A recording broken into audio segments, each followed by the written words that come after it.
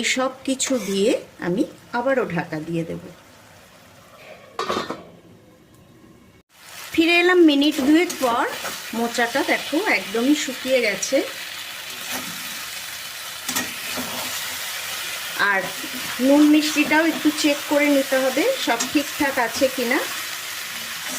যদি লাগে তাহলে এই সময় অ্যাড করে দিতে হবে।